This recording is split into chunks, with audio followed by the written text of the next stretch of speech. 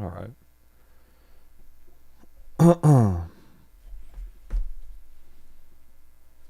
Good morning. Welcome, everybody,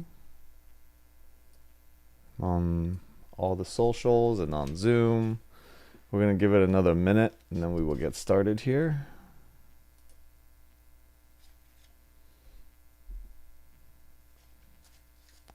So we're in chapter 4 of A Course in Miracles. Welcome, Peter. So this is the course, in case people don't know, if it's your first time chiming in. It has been a really amazing practice that has come into my life. Really amazing study.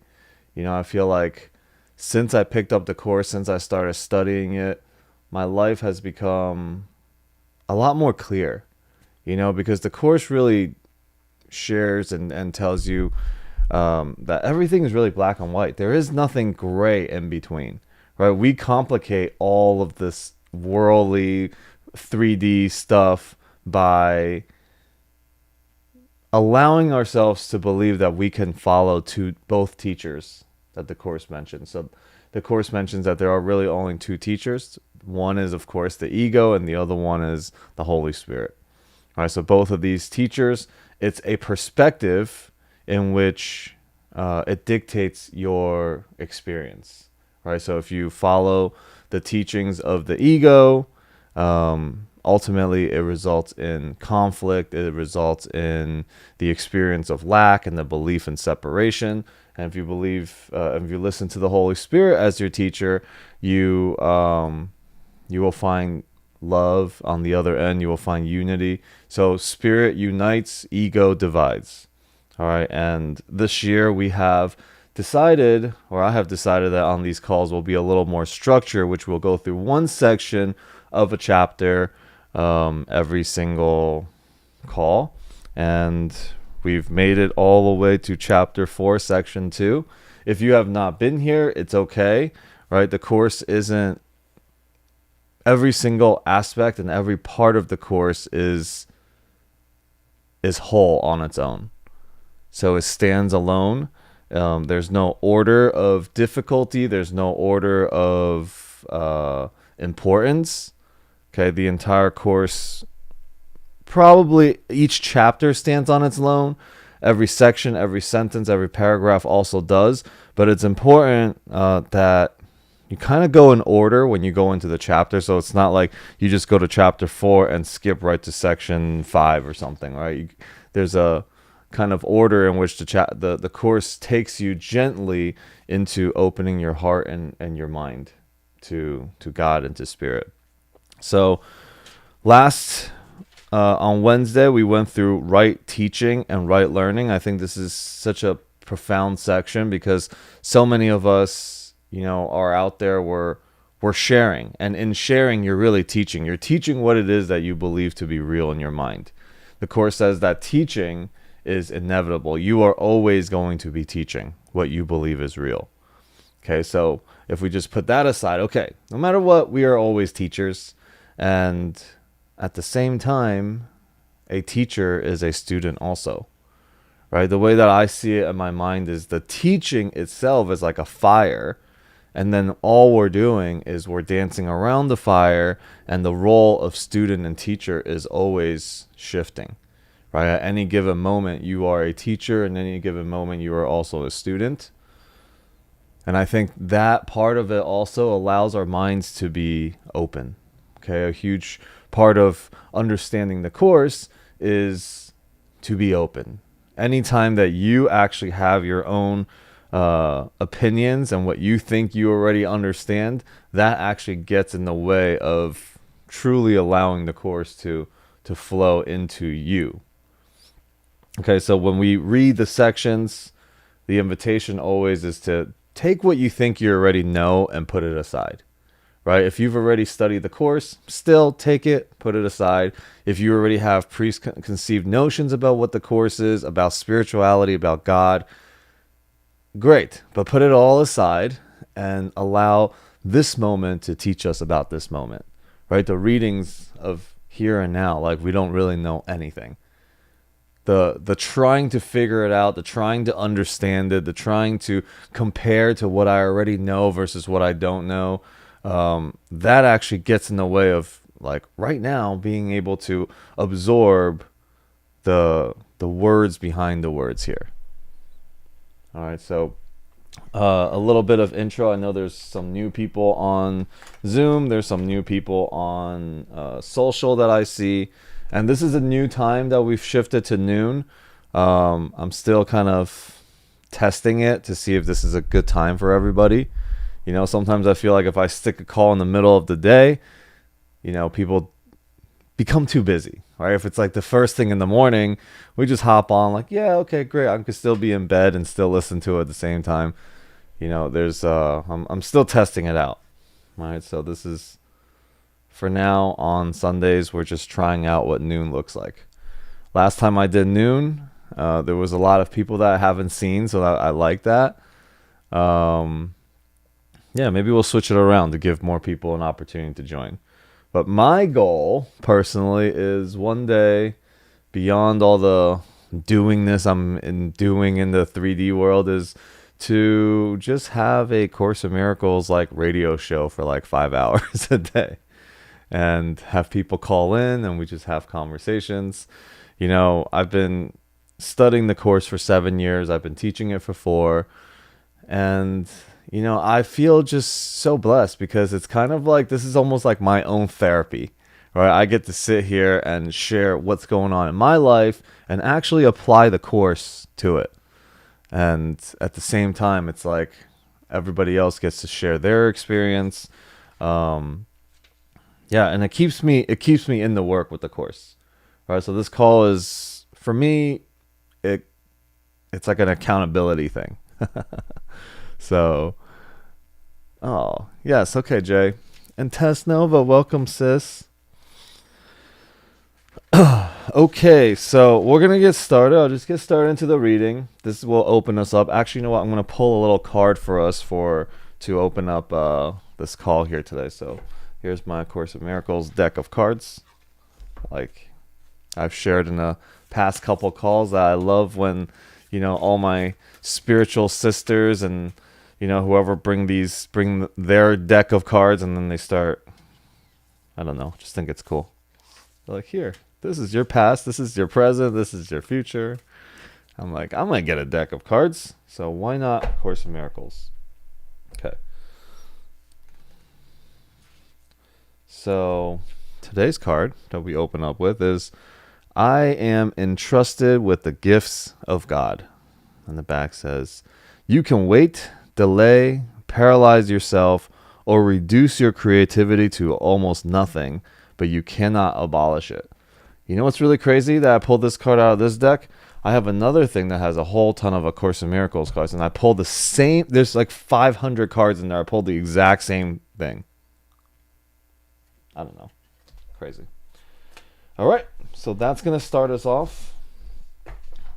We are going to read chapter 4, section 2 together. And again, you know, don't try to understand it. Don't try to overanalyze it. If you're not understanding something, you can stop me, ask, raise your hand at any point. And this chapter is about the illusions of the ego. So the Course points out to us there is the ego and there is spirit. In this chapter, we're talking about all the things that the ego creates, which are really not real. They're kind of, if you want to believe it, they could become real. But if we're able to see that all the things that the ego creates, there is nothing that it stands on, right? It requires so much effort from us to defend the things that the ego has us follow. All right. And so if we can recognize that all the barriers that we have created against love, all the barriers we have created to have us forget who it is that we are, then when we see it, we can choose also, okay, that's something that, you know, we can let go of. So recognizing it, bringing awareness to it first, is the first step to transformation for us. And so here we go. The ego and false autonomy. Okay, this is what this section is about here. It is reasonable to ask how the mind could ever have made the ego. In fact, it is the best question you could ask. There is, however, no point in giving an answer in terms of the past because the past does not matter. And history would not exist if the same errors were not being repeated in the present. Abstract thought applies to knowledge because knowledge is completely impersonal and examples are irrelevant to its understanding. Perception, however, is always specific and therefore quite concrete. Everyone makes an ego or a self for himself, which is subject to enormous variation because of its instability. He also makes an ego for everyone else he perceives, which is equally variable. Their interaction is a process that alters both, because they were not made by or with the unalterable. So unalterable is knowledge, God, truth, right? So the Course uses a lot of these words interchangeable, but anything that is true never changes. It is eternal, it is unalterable, it is unambiguous. So when the Course uses these words and it actually uses it in capital letters, which means it is of God's creation. It is of truth. Okay. So even sometimes the Course will use the word self in two different ways. Lowercase self points to you as the ego, and if it uses the capital self, that means it's a collective one self, the one child of God, the one son of God. All right. So when I first was studying the Course, sorry, tangenting just a little bit, is in the back, in the manual for teachers, the Course says that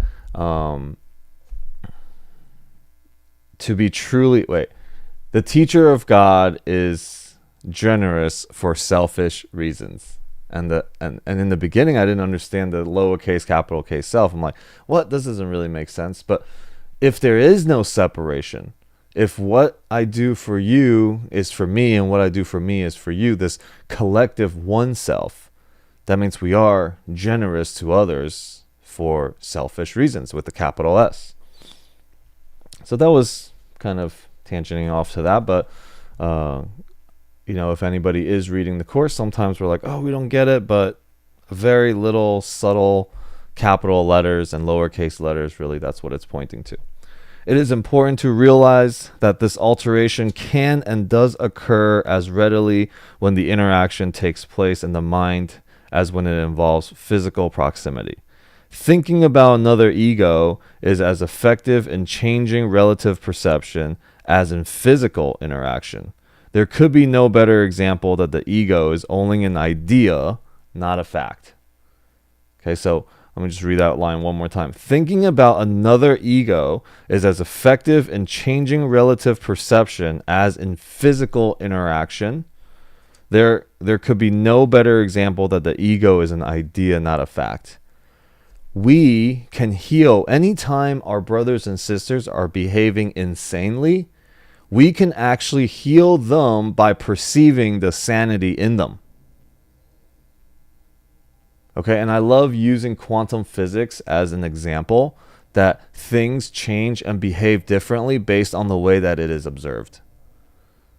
And there's so many studies and videos of, how our intentions and our perception of something actually changes its behavior. There's a great video that showed that these kids in a classroom, their teacher kept telling them that their IQ is much higher than what they tested it to be. And these students actually rose to that number, rose to having higher IQ because they were told and perceived that way. Right? So we can literally change the way our world works. The government, the president, the CEO of BlackRock. We can change them by perceiving them differently. And this is the practice. The Course is a one-way street practice. Okay, we never want to take it and weaponize it onto somebody else because that's the ego grabbing it. It's a one-way street. that the world does not need to change, but my perception of the world needs to change. Right? People in your life do not need to change. Their behaviors do not need to change. The words that come out of their mouth does not need to change. You have to be able to see the way you perceive them needs to change. Right? That means, what does the Course say to do? Is forgiveness. Forgiveness for what? Forgiveness that I see you as the body, as the ego. That I forgot to see you as an innocent child of God. That I forgot to see you as the light, as the divinity that you are. Right? That's why there's so many, in every religion, there is a recognition of my divinity to recognize your divinity. Christ consciousness, the Course calls it. I see you as Christ consciousness. What is beyond the words? What is beyond the actions? Because only when I can choose to see that, if I choose to see that, that means I've made it real in my mind first.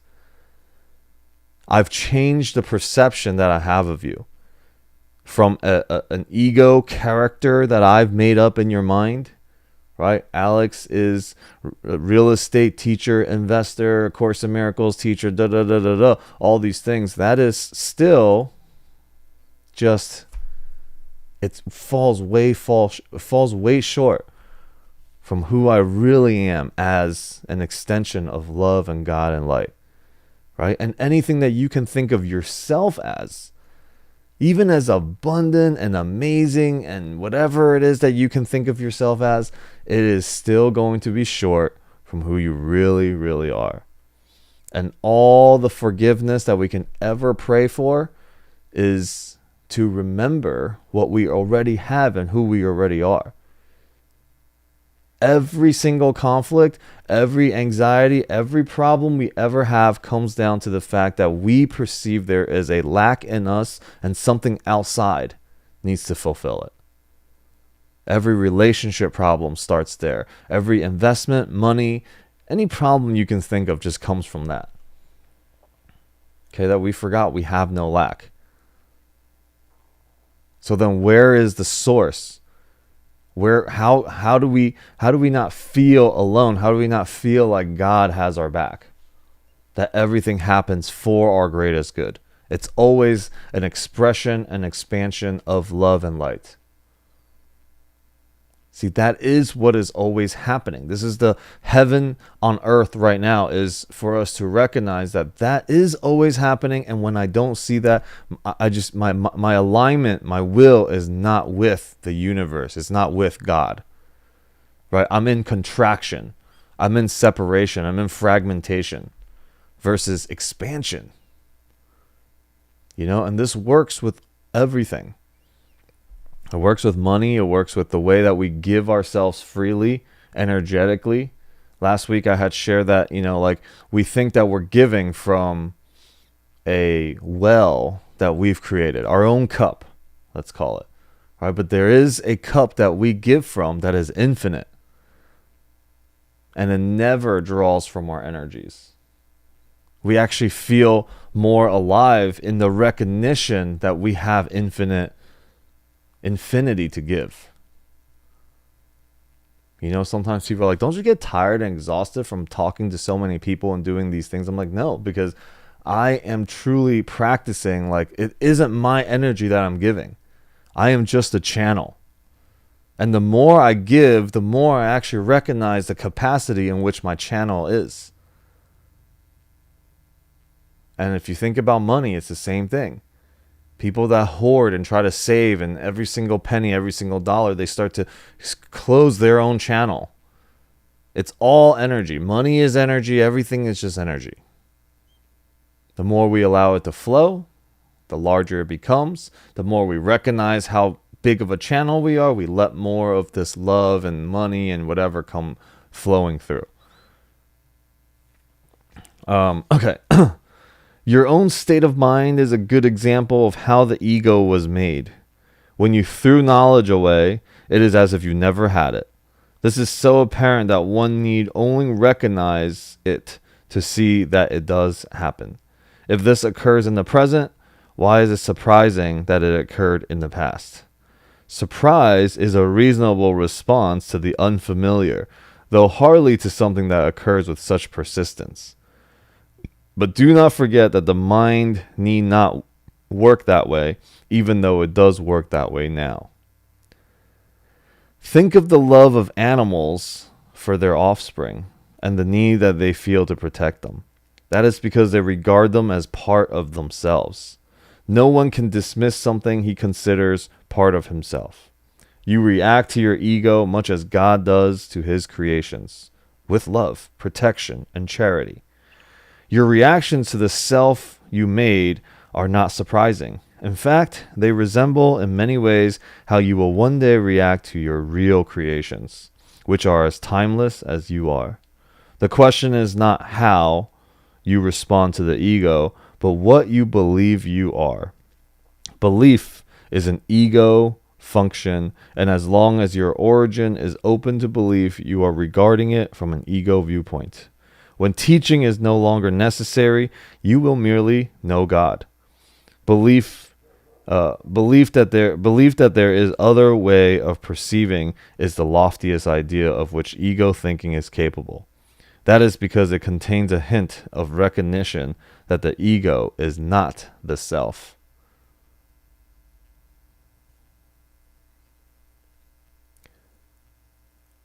So the Course is saying that our belief, what we believe is real, what we make, we will automatically defend and protect and love. So, of course, no doubt, you created the ego. You are creating, you're not creating, you're making your image every single day. You're reinforcing your image, what you've seen yourself as separate from everything else. And you will protect it. Now, what is this self-image? The self-image is the stories about our past, okay? The things that we perceive as truth when they're really just perceptions, right? I don't know, for example, what does it mean what does it mean to receive love? What does it mean to give love? We have such an idea of that we will go to war with other people. We will literally disregard love and go to war to defend what we say is love and what we represent ourselves as loving. And the ego creates this conflict because it brings in loveless thoughts to try and defend what it thinks as is loving. Okay, so it's really insanity and causes us to be in conflict with ourselves all the time. We have no idea. And this is the anxiety that we have, is we think we know and then we do it and it doesn't give us what we think we want. And nothing is ever consistent enough in the 5D world. Okay, so the Course says, until you're fed up with that, you can delay all you want. You can keep making false idols of things that don't give you lasting peace. You can say, oh, it's my partner. My partner needs to do this, this, and this, and then I'll be happier. I'm not fulfilled or satisfied unless this and this and this is done. Unless 50 people joins these Zoom calls. Unless 1,000 people watch this on Zoom. I mean, it just never really ends, right? We think, when I get this Ferrari, when I get this big house, when I have kids, when I get married, then I will be happy. And it's just, as long as we keep giving over this happiness and this peace that we're really longing for onto something else outside, we're giving responsibilities to things that really has none. So in the Course, it teaches us to recognize that these things are all really nothing. Now, the ego doesn't want to hear that. The ego's like, well, my wife, she is something. That's not nothing. Right? But take it without judgment. This is what I'm saying. You have to take your judgment and take all this stuff and put it aside. Just try to absorb this information from a place that's like, okay, let's try it on. Right? I'm not saying they're not important to you in your life, but if you make them everything, it will fall. Actually, you know what? There's a great book called The Mastery of Love. And this guy finally meets the woman of his dreams.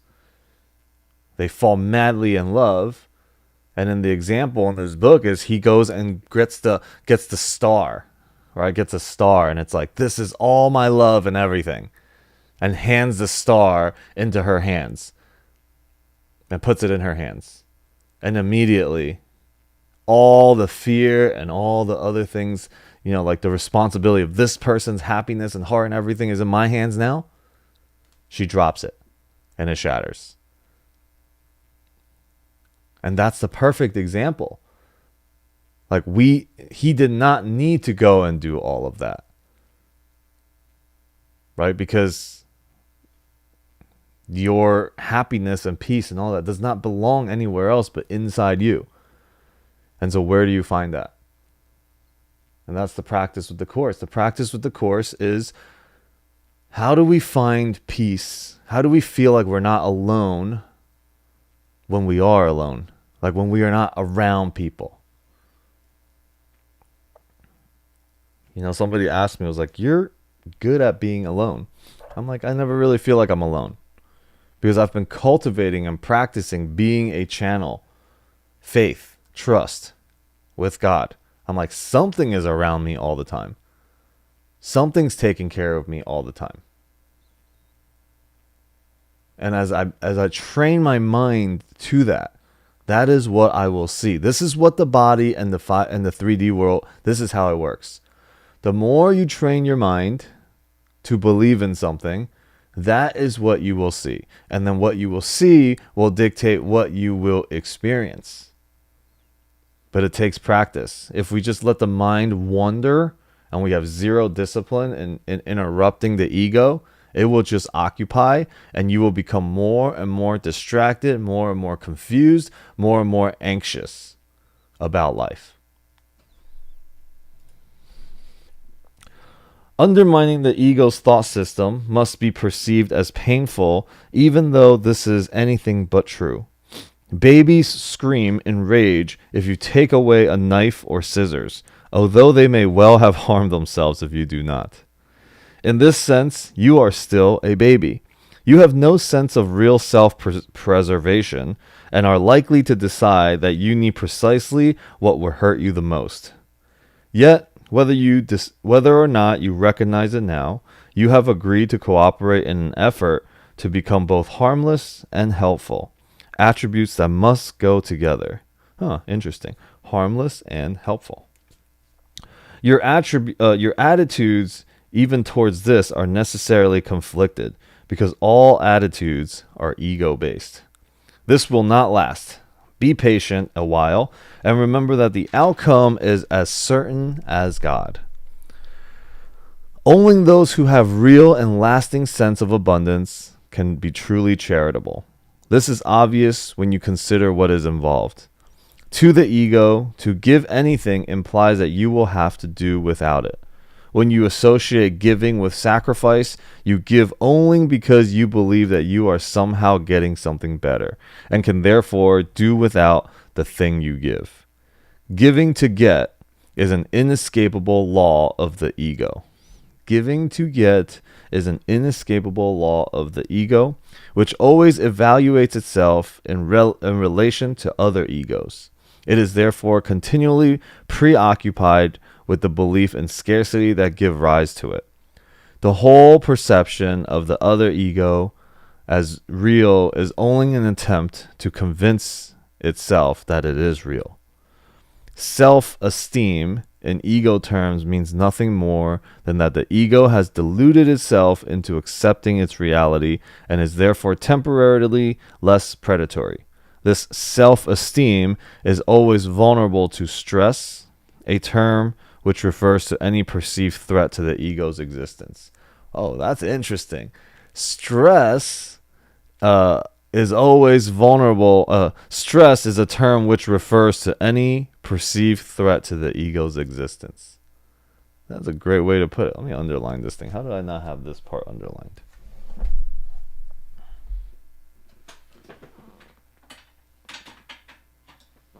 Dun, dun. Okay, yeah, that paragraph I circled and underlined a lot of it because I just feel like it's really profound. The giving and receiving. That is the fundamental error that we have in this world, is we give to get something in return. Right? And I think it's important for us to really focus and bring our awareness to when we give. Right? There's a part of us that gives and makes our heart feel amazing. And there's a part of us that is calculated giving. I am giving, I am going to be nice, I am going to do this so that I can get this in return. I used to pray back in the day when I was younger, if I only had this happen, I will be so nice to my sister. I will never bully my sister again. And I would make deals with God like this when I was young. And it's just funny because we're like, I'm only going to do this if I can get this. Please give me this. And I'm offering, and I'm willing to give something else up. Right? So we give because giving is associated with sacrificing. As if to be nice to my sister and be kind and stop bullying her is like me giving something. Like I protect it. Like I'm sacrificing if I don't do that. Or if I do that. Right? So we, practicing to remember that giving and receiving is really happening together. That is a practice. Okay? All relationships get screwed up when giving and receiving become separate. When we perceive giving as a sacrifice, as I'm giving something up. But when we give up money, when we give up our perceptions, when we give up our stories, we're really giving up nothing. This is what the Course is saying. You are giving up nothing for love and peace, for happiness. That means you're giving up nothing for everything. But the ego says, no, I am giving up and sacrificing something that I hold dear. And then I'm going to only give it up if I get something more that I perceive as more in return. I'm giving up nothing for nothing is really what's happening. And so shifting that mindset, I share this a lot, but I do a talk on making money more like love. And love is when I give, love extends and is experienced more on both ends. But if we make love more like money, now it's the exchange. I give you something, I have less of something. And if we make love like that, that's where relationships become tit for tat. Right? Oh, I'm always doing this for you. I'm always doing the laundry. I'm always doing the dishes. I'm always giving you massages. Oops, there goes just sharing a little bit of my relationship. No, I'm just kidding. But it is like we all have these things happen for us, right? We feel like we're giving too much. We're sacrificing. If you feel like you're sacrificing and giving too much, I think the place to look is, how am I giving? The way in which I'm giving. I'm not really giving. I'm actually giving you something with a string attached to it. You better give me the recognition. I need my pat on the back. I need you to give me something in return. And the thing with the ego is the ego always makes what you do greater than what someone else does. Right? Because you're experiencing having to do something to give something up, and you're not really experiencing what your brothers and sisters are doing to give to you. And so the ego that's how the ego always creates conflict. And then we give it over to God. The ego literally lives by comparisons. Well, exactly what I was just kind of getting into. Equality is beyond its grasp, and charity becomes impossible. The ego never gives out the abundance because it was made as a substitute for it. That is why the concept of getting arose in the ego's thought system. Appetites are getting mechanisms, representing the ego's need to confirm itself. This is as true of body appetites as it is of the so-called higher ego needs. Body appetites are not physical in origin. The ego regards the body as its home and tries to satisfy itself through the body. But the idea that it is possible is a decision of the mind, which has become completely confused about what is really possible. So the ego lives in the body. Everything is experienced through the body. And then we forget that the body is actually following the mind. Instead, what ends up happening is the body becomes the cause, and then the experience and the mind becomes the effect, which is upside down perception from what is actually true. And we block it. We block ourselves by we repeat that over and over and over, and it becomes a condition. And then we can't find anything that is solid and concrete enough to say, yes, this is the real belief. We can only grasp onto little things. But as we turn that upside down, the mind is the cause. What I believe to be real, my body will experience. And I will experience. And the body also represents the physical world, the 3D world. We've had experiences where the mind, where we think about something and something shows up physically. You know, there's so much new age, spiritual, and actually ancient teachings. It's all about the mind first. You're training and conditioning your mind to be thankful, to be grateful, to be loving, to be kind, to be forgiving. You know, if you practice that, the physical actually begins to change. The ego believes it is completely on its own, which is merely another way of describing how it thinks it originated.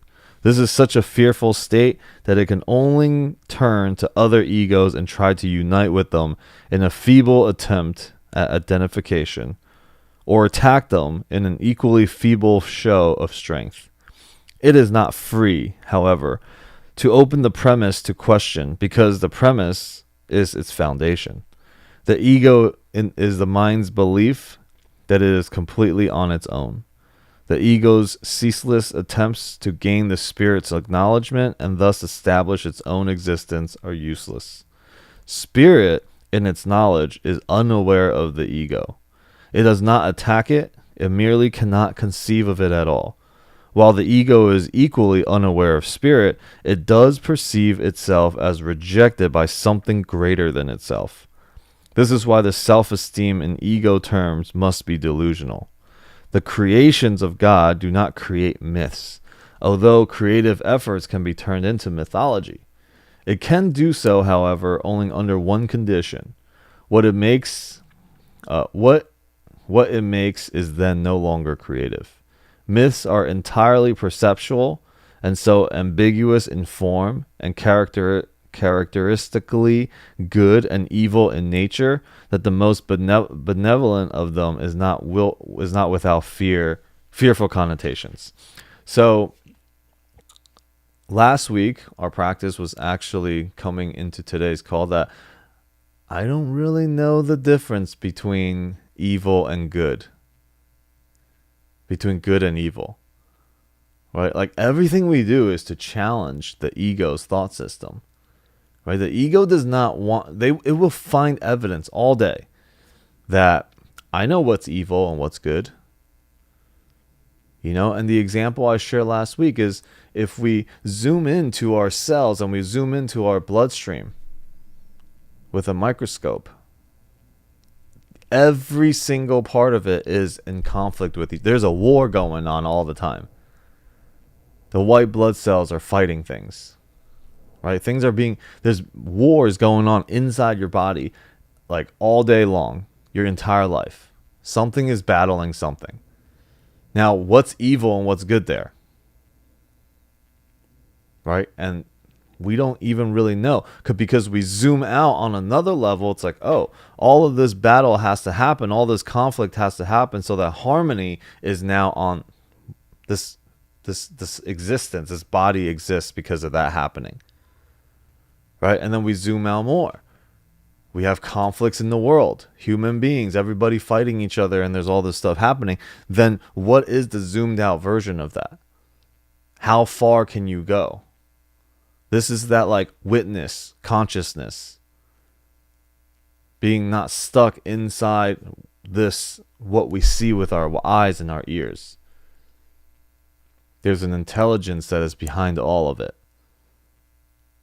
And the goal and the practice is for us to, in order to even be there, we have to let go of any judgments that we have, any comparisons, any beliefs that we think to be true, seeing with our eyes and hearing with our ears and feeling with our hands.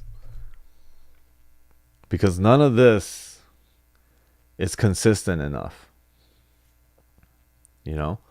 So letting that go, letting the responsibility of thinking, I mean, how stressful would it be if we were just thinking about our blood cells all day, just battling and fighting, and we're just in the chaos of it?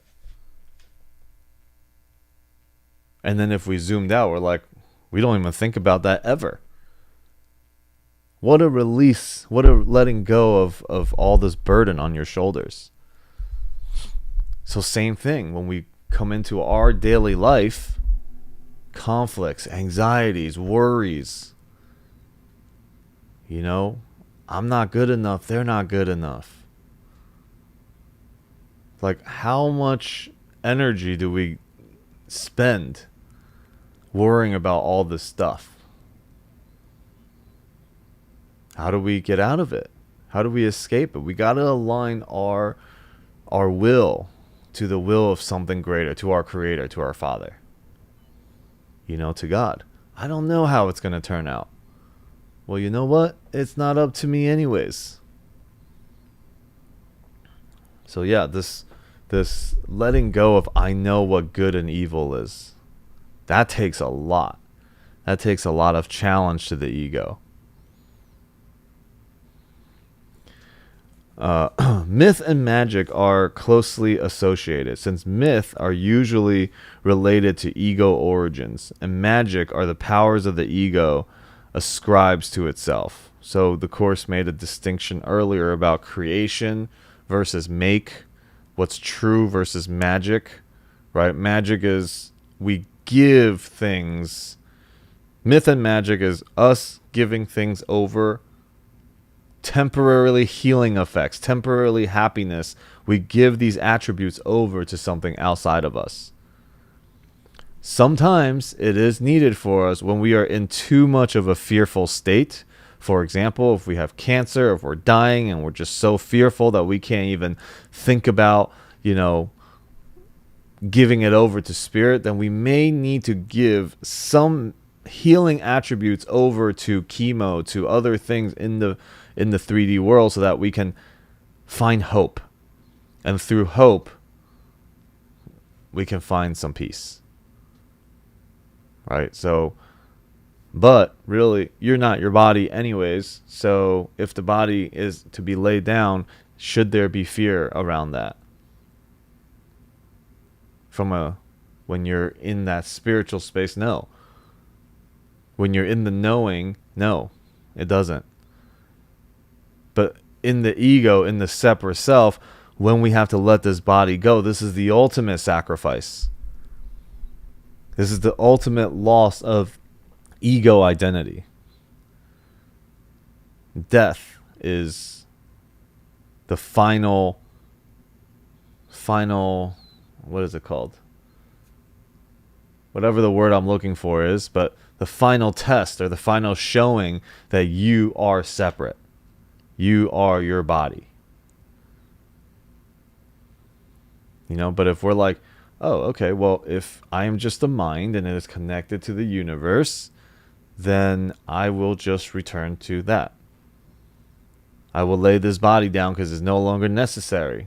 My classroom, my curriculum here is done. I get to return to heaven, to that. There could actually be a welcoming of that.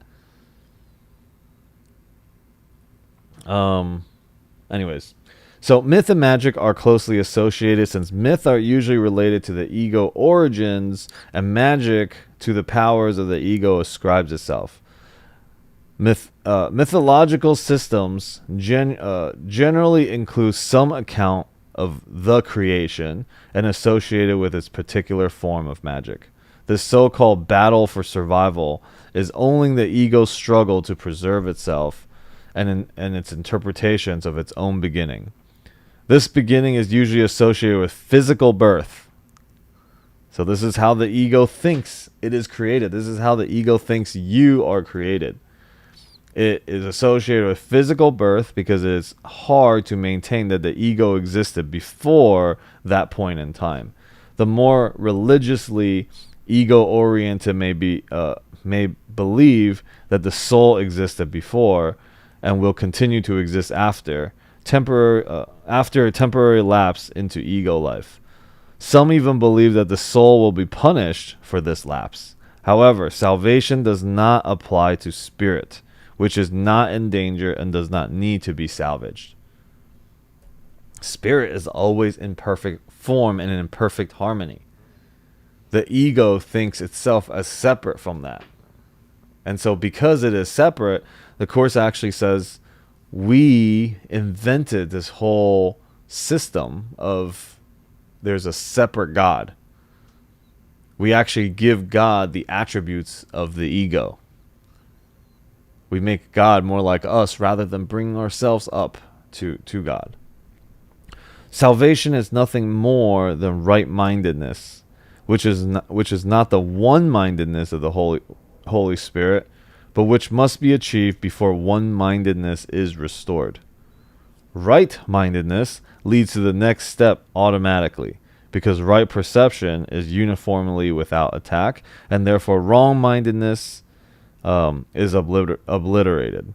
The ego cannot survive without judgment and is laid aside accordingly. The mind then has only one direction in which it can move. Its direction is always automatic because it cannot be dictated by the thought system to which it adheres.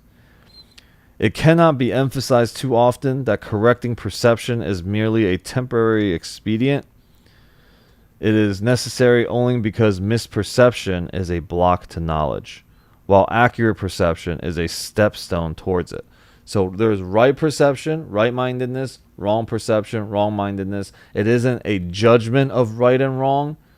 It is only that one delays your homecoming and the other one brings you closer, brings you there sooner. One gives you the experience of tightness, of contraction, of lack, and the other one gives you forgiveness, gratitude, peace, love. So both are still perceptions. One just leads you in the right direction towards, recognizing who you are and remembering who you are, and the other one takes you further away. So the right and wrong is only in terms of delay, not in terms of how we think things are right and wrong. Right? So that's actually really important. When we look at the world, good versus evil, right versus wrong, the judgment goes into punishment for that. Something needs to be punished. Versus, it's a simple delay. Okay, you're a little bit late. It's fine. We're all the returning. Okay, the outcome. Everyone going home is as sure as God, is what the Course says. The whole value of right perception lies in its inevitable realization that all perception is actually unnecessary. This removes the block entirely.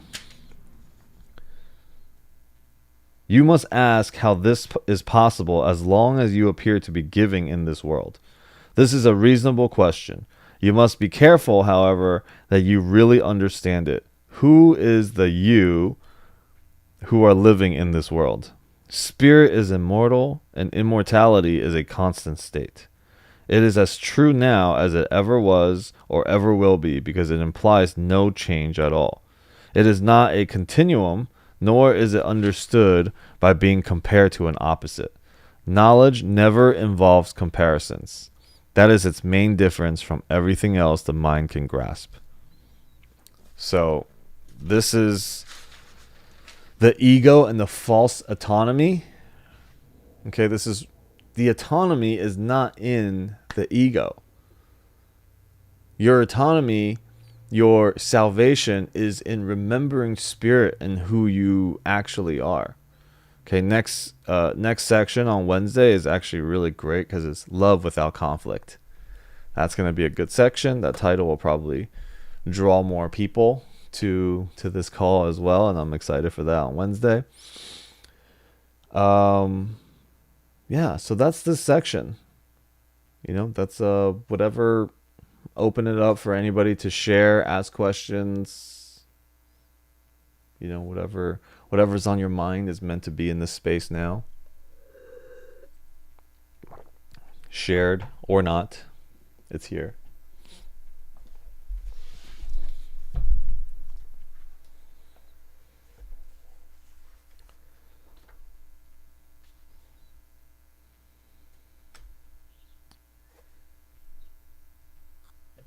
Hello. What's up? I actually really liked the part where it said only those who have real and lasting sense of abundance can be truly charitable. Mm-hmm. Like I was thinking about that and I'm like, that is something that most people like they usually go, oh, I'm going to give to charity because I'm going to get a tax break, or I'm going to give to charity because I can feel good about myself, rather Mm-hmm. than just to give it freely, which is quite an interesting way to look at it. Yeah. I mean, here's the thing also is that there is nothing wrong with that. Okay, but you just have to remember that any receiving is all receiving. Any giving is all giving, or is giving to all. Right? Any receiving is receiving for all. If we can think about that, then it doesn't really matter in which way that we give to charity. But to remember that there is no you and there is no I when you give, it's just a tiny, tiny shift in our own perception around that. Right? Recognizing that if I give thinking it's only going to give me tax breaks, right? All that does is I am manipulating and forgetting what giving and receiving is, how it shows up. Right? Knowing, yes, look, our world basically represents and shows us if you give to charity, you can now write off on taxes. That's just showing us, look, giving and receiving is happening together. But if you forget that that is the lesson here, and then you go into manipulation of your giving, you are only hurting yourself. You're not hurting anyone else. You're only hurting yourself. Right? So if I have an overwhelming sense of abundance, then I can be charitable truly. And it's not even charitable to anything outside. It's charitable to myself. There is a section in the course that says to have. Okay, to have is to give all to all. It's one of the lessons of the Holy Spirit. To have, give all to all. Wow. Just that itself, if we just sat and reflected and meditated on that all day, it would be profound. So yeah, thank you for sharing that.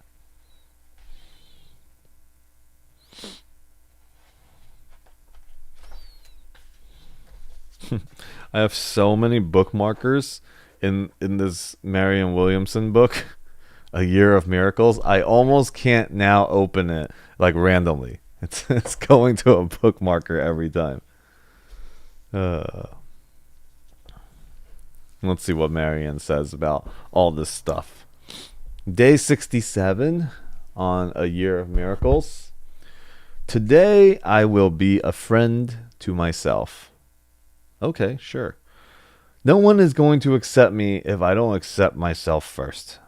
When anyone has rejected me, I realize now that I had rejected myself first. I was waiting for someone else's acceptance to prove to me that I was worth accepting. Not accepting myself, I didn't show up in the fullness of myself when I engage with others. And so, of course, They rejected me. Today I will be loyal to myself, not in denial about my weakness, but loyal and kind and embracing. I will accept myself, warts and all. Other people will see my goodness when I have seen it first. No one knows better than I do the hell that I have been through. I will no longer beat up on myself when I know so well the blows I have endured. Starting today, I will be a better friend to myself. Aw, thanks, Marianne Williamson.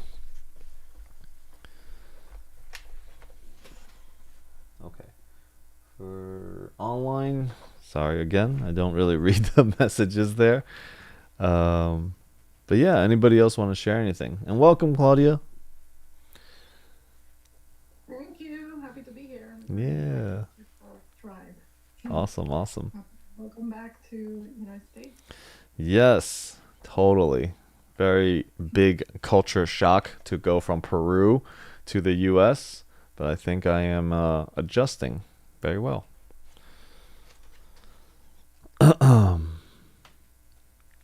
So anybody else want to share anything that is on your heart, on your mind? Yeah, go ahead, Donna.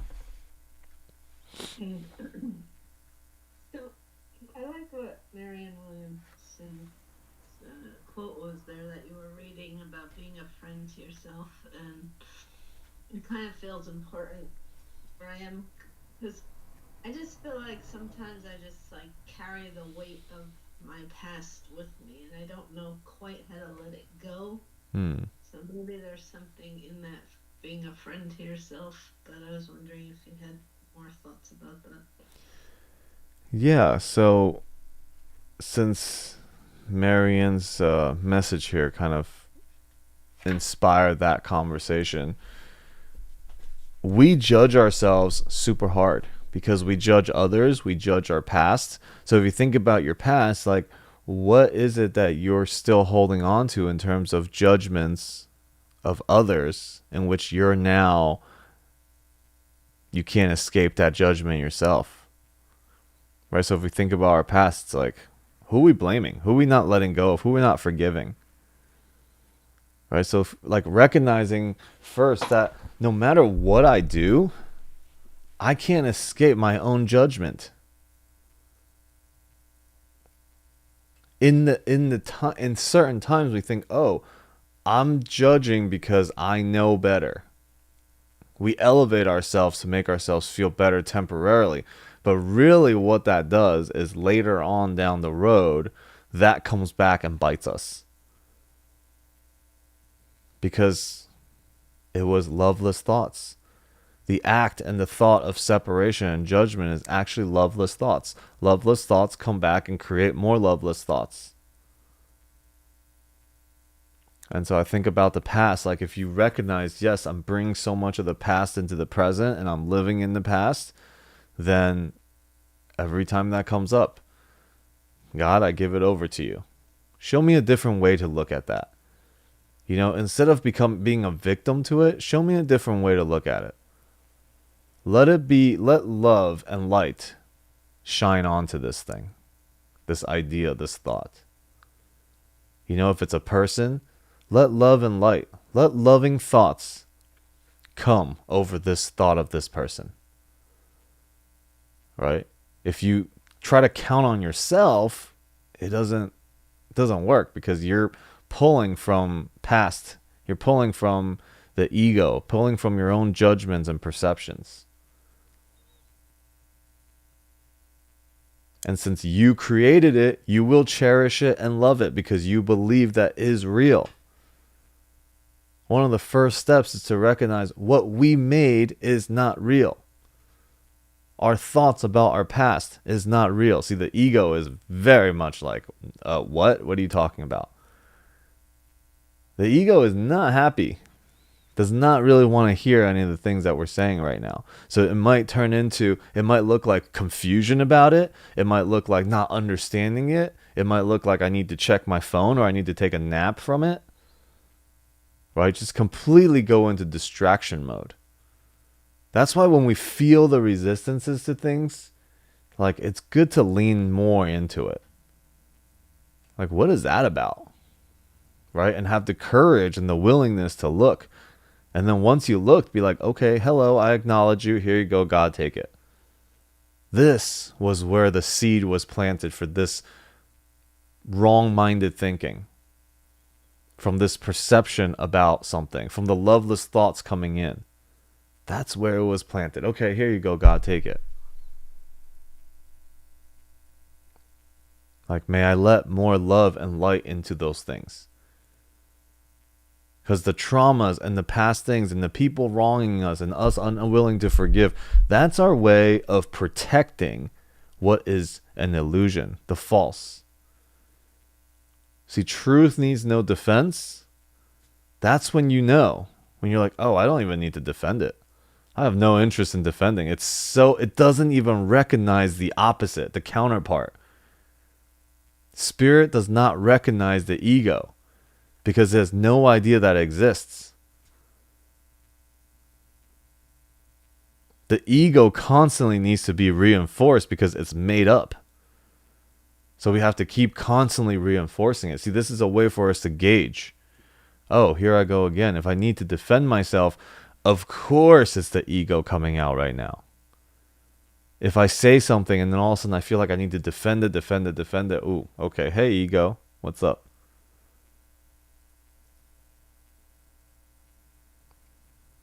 So I think, the recognition, Donna, of that all these things from the past that you're still hard on is just to become aware of it first and then just give it up. Recognize first, like, that isn't even real. If I really, really think about it, I can think about 10 other scenarios to replace that one with. But what am I treasuring? This is what the Course says. What is it that you're treasuring? What is so valuable to you in there that you hold on to it? And cause yourself pain now and still hold on to it.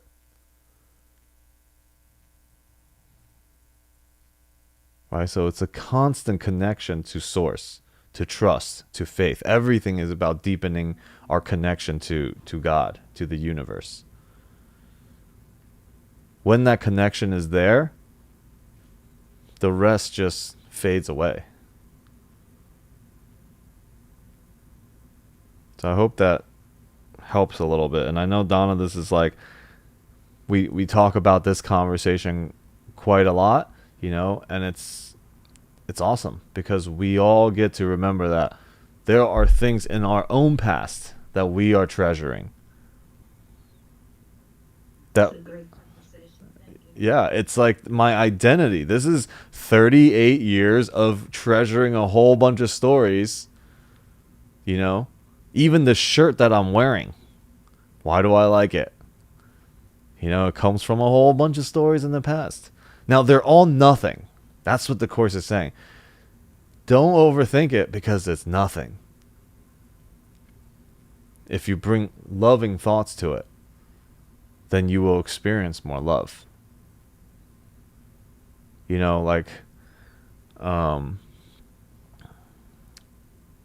Sometimes let me actually think how I want to put this.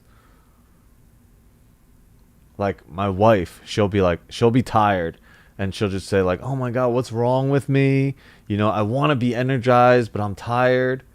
Right? Like there is literally neither one is right. But if you're tired, go to sleep.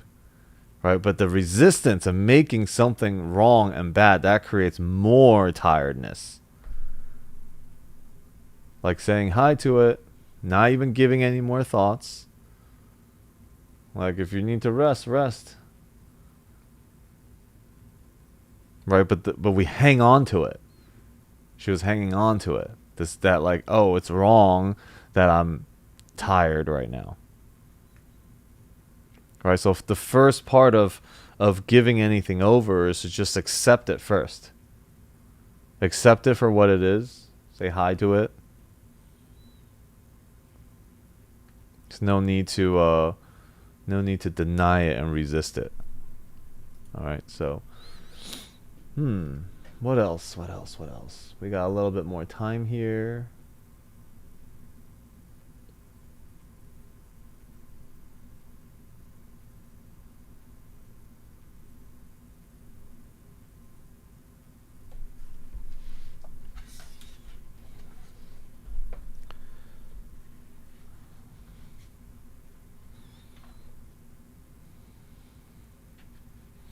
Let's see if Marianne can invoke something else in us.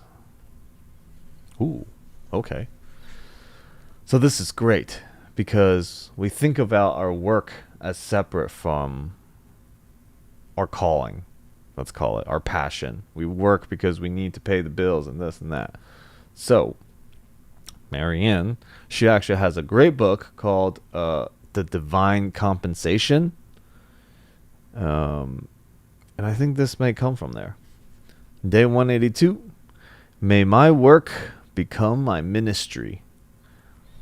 I changed the purpose of my work today from a job to a ministry. A job is merely an exchange of energy, while a ministry is a platform for my highest service. It is a place from which I serve. I am not on earth just to do a job. I am on earth to fulfill a spiritual mission of becoming God's light and love on earth. Whatever I do, I can do with an attitude of service. Whatever I do, I can do as a way to serve the world. As I dedicate my work to higher purpose, my work shall be lifted, transformed, and even exchanged for other work. If necessary, to serve God's plan, to use my talents for His sake.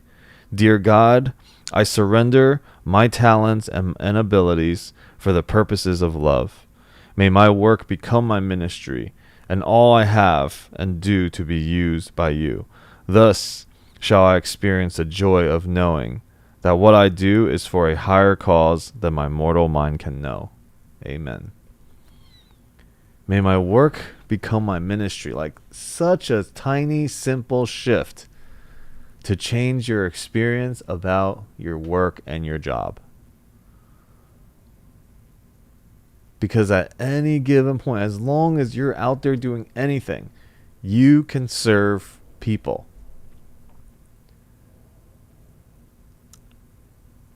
Our function is to remind others of the light in them. And while doing that, reminding ourselves of the light in us. You know, so as you make your work your ministry, it doesn't become tiresome, doesn't become exhausting. It becomes exciting. You know, I'm gonna have a conversation with a client today. Wow, I have an opportunity and ability to see the greatest version of this person. Right? Like to heal somebody is to shift our perception of them. When my brothers become insane, I can heal them by perceiving sanity in them, by seeing love in them. That's the ministry work. You know, our function is simply to do that. Our mission is to recognize the fullest version of ourselves. And we do that in pairs. We do that with a mirror. Right, so yeah, really awesome. Let's see, what else? So, What page was that from the book? Because that was very profound. oh man. Oh man.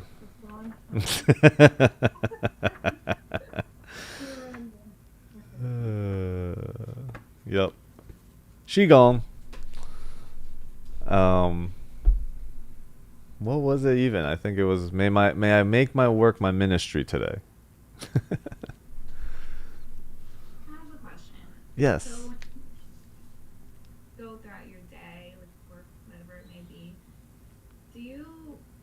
or I was thinking, because I say things to myself, or like I catch myself saying things like, "Oh, I feel like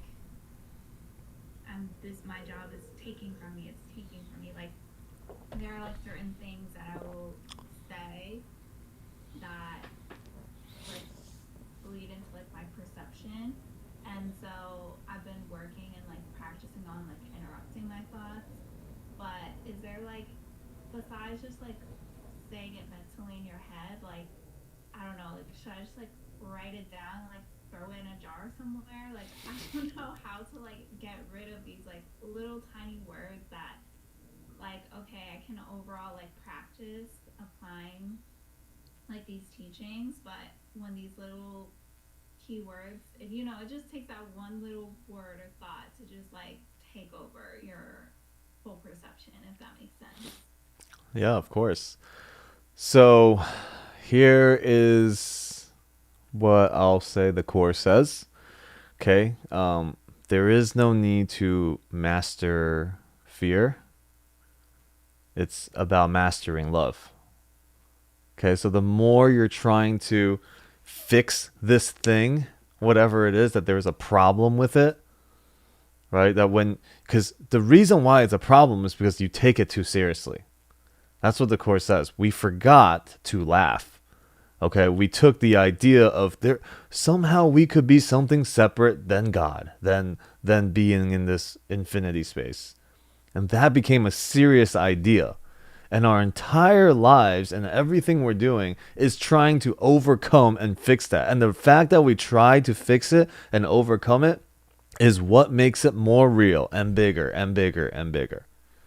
Right? When we forget to just laugh at it and then we just let it go. And it's like, oh, that was an idea. Cool. Fine. Okay. But if we try to hang on to it, let me always interrupt it. Let me fix it. There is something wrong here. All that actually does is expands that thing. Right? You've actually given energy to it even though you don't know you're doing it. This is the genius of the ego. It requires our judgment to say that this was no good. Right? But if this was just part of all of it and we just laughed at it, all of a sudden it just starts to disappear. It doesn't have a hold on you anymore. It doesn't have an effect on you. And that is actually giving love to this thing. Right? Giving the proper perception to it. Like, oh, hey, here it is again. That's funny. Right? So, but if we're like, oh, it's so hard. Now I gotta write it down, and then I gotta take it and throw it in a jar and look at it every day to see how big it is, how many times I do it. It's just gonna take over your whole life. The more we resist it, the more it persists. All right, so just changing, like, oh, here it happens again. Here, God, take it. I don't know what to do with it. I don't need to fix it. I don't need to correct it. But here, you take it. Right? And so just making it lighter.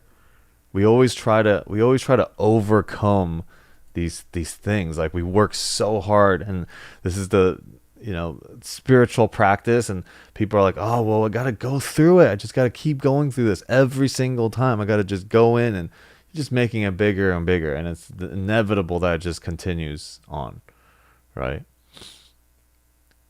So think about love at that point. Giving it some loving thoughts. Like, oh, hey, here it is again. Right? Like, hello.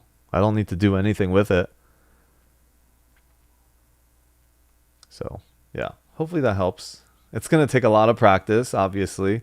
A lot of remembering. But it's great because that now becomes anchored into a prayer for you. And then as you heal your perception around that thing, it shows up and forms everywhere else. Other things that you don't even know is actually being healed from it. Yeah. So, awesome. Great question, though. Thank you. It's a good reminder for me as well.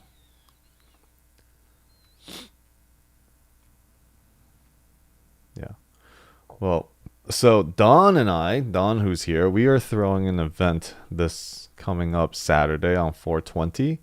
And, for me also, it's like, whoa, things come up. Every time I do a call, every time I do a speaking engagement, if I'm going to be speaking in front of anybody, there's always this like ego battle that happens. Oh my God, what am I going to say? What am I going to do? Da, da, da, da, and all these things. And then at the end of it, every time I'm just like, God, you show me the way. Like, that was insane what I had to put myself through just for the last hour.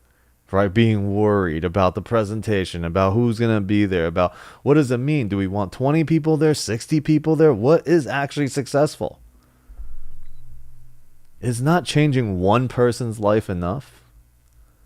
Is not changing my own life enough? So it's a work in progress for all of us. But it'll be a cool event. We will have a virtual. We will have, it will be live. It'll be super cool. It's about alternative investments. Don is master in the crypto space.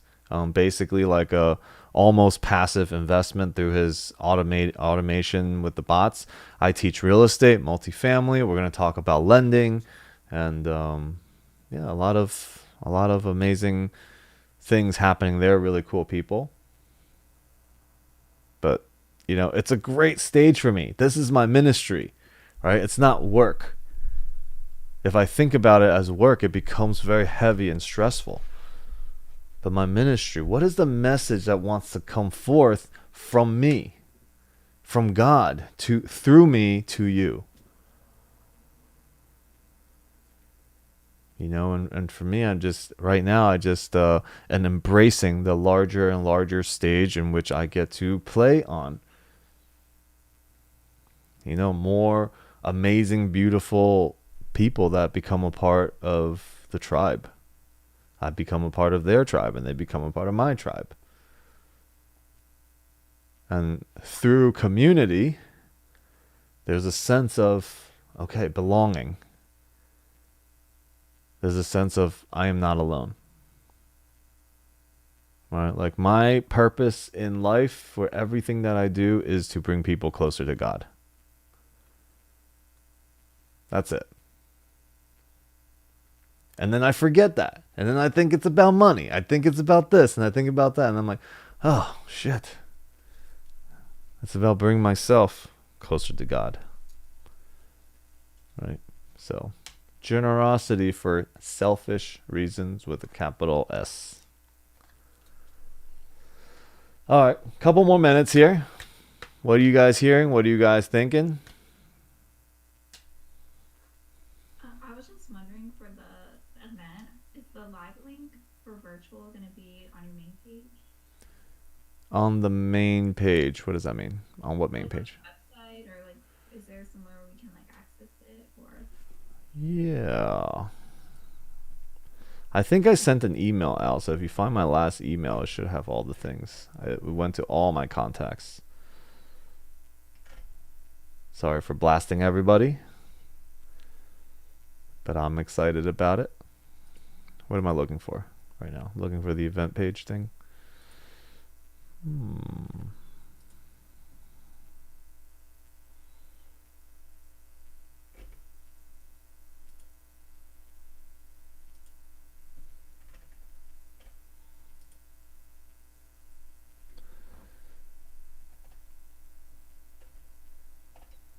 Working on it, working on it.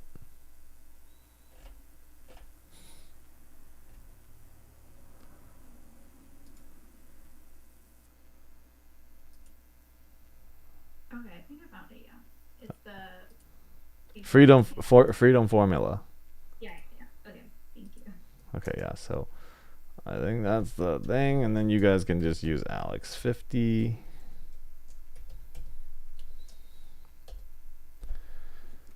Yeah, it'll be cool event, virtual and live. It's one day. It's on 420. I threw a 420 virtual last year, like 400 people on that, so that was really cool. And then this year I get to do it with the great Don Haley. Look forward to it, man. Yeah. Okay, Like literally a couple more minutes. What else can we talk about here?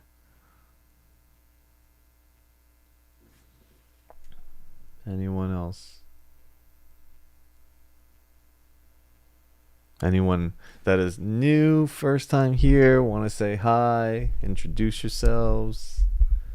No pressure.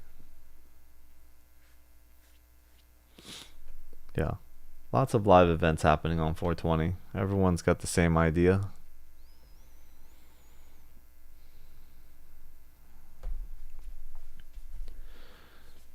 I want to take a moment, Alex, Yeah. to acknowledge your ministry. Hmm. And really just the example that you are, that you set, with your discipline and all the, really all the lessons of the wisdom that you share through your own experience, and to have seen your journey, and to see the stages that you're stepping into right now, and the people, is really been an honor. And so I want to just take a moment. I was able to just hop in for 30 minutes, and I've received so much. Thank you, brother. Oh, thank you. You do. Yes. Thank you for seeing me. Thank you, thank you, thank you. All right. So next week, chapter 4, we will continue onwards to it's so funny. We started this is probably going to take 2 years to go through. But love without conflict. This is awesome because it will kind of it will illuminate the way that we've been doing our relationship. That the ego in this upside down 3D world, we actually love with conflict. We're in love with conflict, actually. Because conflict has become a part of our identity that we protect. So what does it look like to love without conflict? So make sure you be here for that one.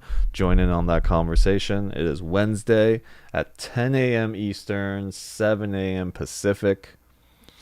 And then it goes into this need not be, the ego body illusion, the rewards of God, creation and communication. And so the chapters gently guide you towards something. Each chapter, each section, it is gently guiding you, and it is really always the same. It's here is what it looks like. Here's what you've been doing. Here's the insanity of your life. This is the alternative option. And then here is the kingdom. It's literally every chapter is like this. This is what it looks like. This is what you believe is real. This is what really is real. And then herein lies the peace of God. So the course is called The Foundation for Inner Peace. Even though each chapter shows you that, each section shows you that, the workbook shows you that, the manual for teacher shows you that, but the entire course at the end says that this is the beginning. You are not reading and going through this. We're not going through this course through however long it takes, and then we're enlightened. No. As long as we got this meat suit, the practice continues. I was watching a documentary on the gurus in India. They go through crazy sacrifices to become detached of the body. So some guy was standing for 12 years. He's sleep standing, everything standing, his legs, his shins bleeding and everything, and that's his guru thing, right? And then it's their practice. I mean, no knock on any of it, but as long as you are in a body, you will not become detached of this world. First, let's just go there, right? Of course, there is in the moment, maybe some of those things you'll have those moments. But then there was a thing about this one guru who was, he did his practice. I forgot which one it was. And all of a sudden, everybody started coming to him. Oh my God, you're amazing. You're a blessing, touching him and all that. And then he got this the the rock star syndrome, right? Like really was like, oh yeah, the ego really was feeding on everyone, seeing him as this healer, guru, whatever thing, and we hear this in all sorts of cults, right? Like this leader all of a sudden become this rock star and the ego gets in the way. So then he decided that, once he started losing his fame, he's like, oh my God, I need to do another thing. So he started just rolling on the ground. That's what he was doing, just rolling from village to village to village. And then he got recognized again, and he was like, oh yeah. And then, so that was like, it was about his journey in like, with the ego. And it's a lifetime practice. So the course itself is the beginning. These calls that we're doing are reminders to ourselves, and I think for us, as much as we can remind ourselves, sometimes it's hundreds of times a day, sometimes it's thousands of times a day, depending on what you're going through in your life, right? There are things that seem bigger that it's completely out of our control. The stress is always, the course mentioned it in today's section, that stress is a challenge to the existence of the ego. And so, when these things happen, it's just a great opportunity to pray, to remember, and to strengthen our remembering. That's the opportunity. We distract ourselves with all sorts of things throughout the day. Our minds are so undisciplined, it just goes all over the place. All right, so if you want to have more peace and more love, more satisfaction, contentment, fulfillment in your life, it is a constant practice. Bob Proctor actually talks about the subconscious and the conscious mind. Your subconscious mind is trained. Okay, you need to train your conscious mind 1,000 times for it to become a part of the subconscious. So this is what we're doing with the Course in Miracles. We're consciously doing this so that it becomes a part. Love becomes our unconscious.